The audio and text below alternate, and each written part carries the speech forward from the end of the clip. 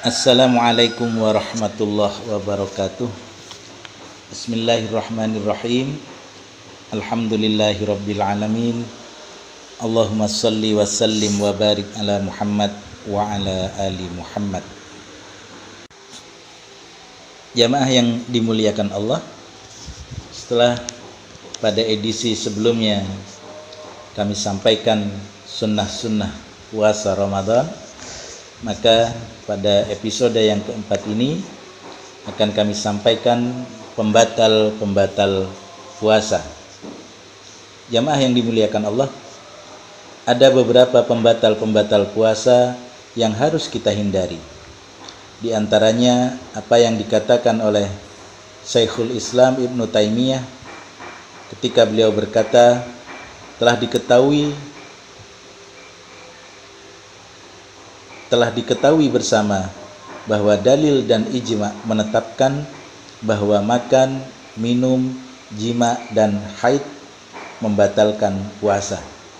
Hal ini tercantum di dalam kitab Majmu' Fatawah Ibnu Taimiyah juz 25 halaman 244. Jadi yang pertama adalah jima atau bersetubuh. Jamaah yang dimuliakan Allah, perlu kita ketahui berdasarkan dalil-dalil di atas bahwa orang yang berjima dengan istri pada siang hari bulan Ramadan terkena 5 hukum. Yang pertama adalah batal puasanya, yang kedua mendapatkan dosa, yang ketiga tetap berkewajiban menahan diri untuk tidak makan dan minum sampai waktu berbuka puasa serta tidak mengulangi kembali. Dan yang keempat, wajib membayar kafarat dengan urutan sebagai berikut. Yang pertama, membebaskan seorang budak. Apabila tidak mampu, maka yang kedua, berkewajiban untuk berpuasa 2 bulan berturut-turut. Dan apabila tidak mampu berpuasa 2 bulan berturut-turut, maka kafarat yang ketiga adalah memberi makan 60 orang miskin.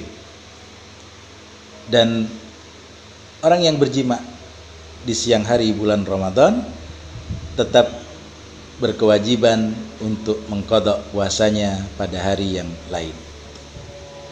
Kemudian yang kedua yang membatalkan puasa adalah makan dan minum dengan sengaja. Barang siapa makan dan minum secara sengaja dan dalam keadaan ingat bahwa ia sedang puasa, maka puasanya batal. Sebagaimana firman Allah, A'udzubillahi minasyaitonirrajim, wa kulu wasrabu hatta yatabayyana lakumul khaytul abyadu minal khaytil aswadi minal fajr summa atimmus siyama ilal lail.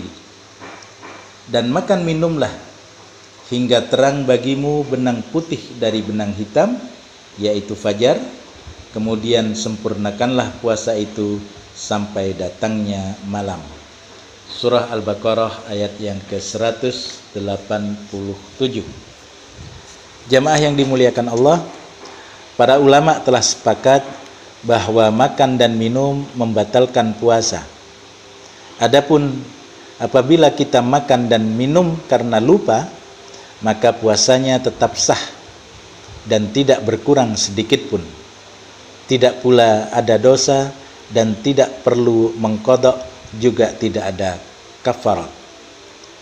Sebagaimana hadis yang disampaikan oleh Abu Hurairah radhiyallahu an, bahwasannya Rasulullah sallallahu alaihi wasallam bersabda, "Man akala nasiyan wa huwa shaimun falyutimma shaumahu fa innama at'amuhu Allahu wasaqahu."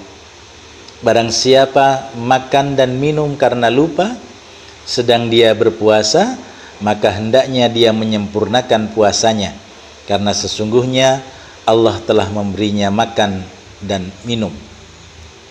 Jamaah yang dimuliakan Allah, muntah dengan sengaja termasuk yang membatalkan puasa. Adapun muntah tanpa kesengajaan tidaklah membatalkan puasa.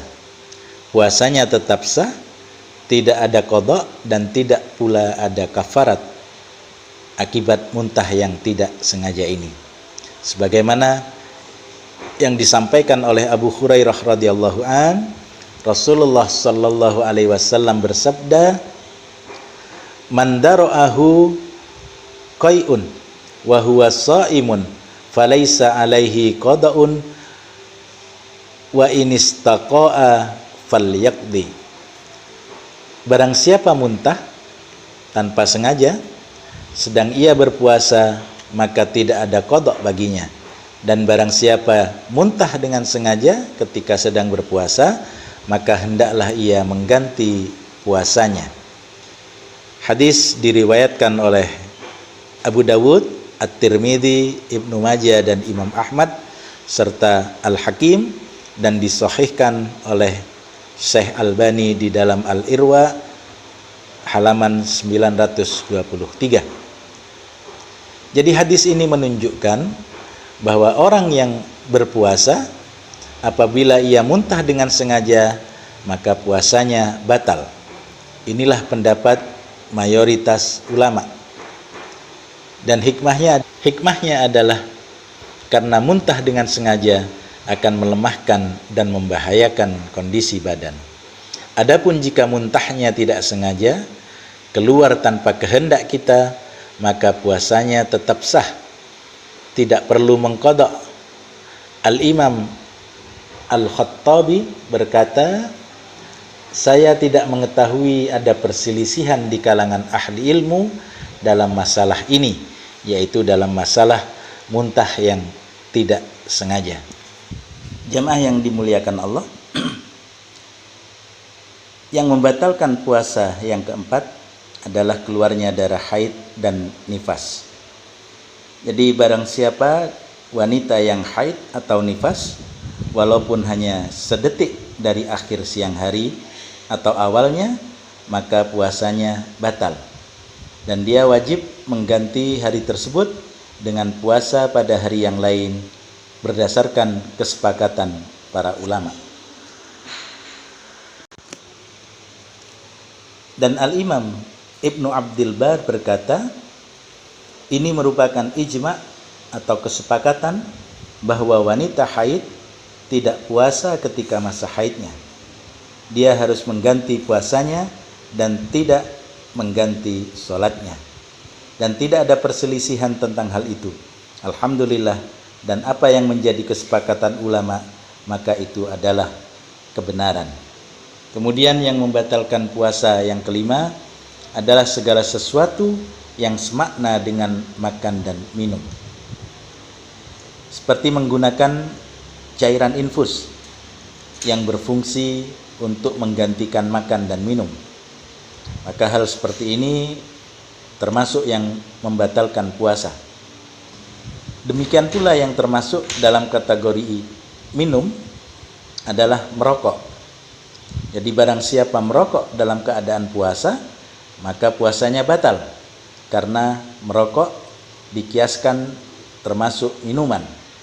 Adapun jarum suntik atau injeksi yang tujuannya untuk pengobatan, bukan berfungsi sebagai pengganti makan dan minum, maka hal tersebut tidaklah membatalkan puasa. Dan perlu kita ingat bahwa jika memang sakit, kondisi kita sakit, sebetulnya kita termasuk yang mendapatkan keringanan untuk tidak berpuasa dan menggantinya pada hari-hari yang lain. Nah, demikianlah hal-hal yang membatalkan puasa. Mudah-mudahan bisa menjadi tambahan ilmu bagi kita untuk lebih meningkatkan dan menyempurnakan amal ibadah kita di bulan puasa Ramadan kali ini. Mudah-mudahan Allah senantiasa merahmati dan meridhoi semua amal ibadah kita. Kurang lebihnya mohon maaf. Billahi taufiq wal hidayah. Assalamualaikum warahmatullahi wabarakatuh. Saudaramu Anwar Lutfi di Bumi Sumeneb.